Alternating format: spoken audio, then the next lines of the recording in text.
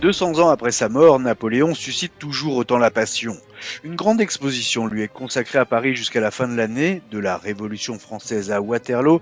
Il a changé en 20 ans la face de la France, de l'Europe et du monde, pour le meilleur comme pour le pire. Il réforma en tout cas en profondeur l'idée de l'État et des lois qui le régissent. Napoléon, c'est un chaînon absolument indispensable de la rationalisation de l'État, c'est-à-dire de l'exercice du pouvoir, si vous préférez.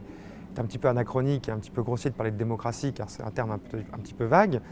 Mais Napoléon a créé ce qu'on appelle l'état de droit, c'est-à-dire le fait que quand vous entriez dans un tribunal, vous êtes au courant par avance des lois qui vont vous juger. Plus de 150 pièces venues des plus grands musées de France et d'Europe sont exposées, ainsi que des films et objets retraçant son parcours. Les zones d'ombre ne sont pas oubliées, la subordination des femmes dans la loi par exemple, ou le rétablissement de l'esclavagisme quelques années seulement après son abolition.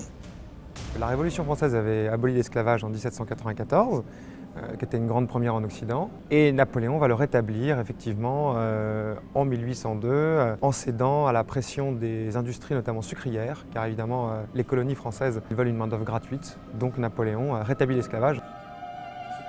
L'exposition s'ouvre ce vendredi à la Grande Halle de la Villette de Paris, à découvrir jusqu'au 19 décembre.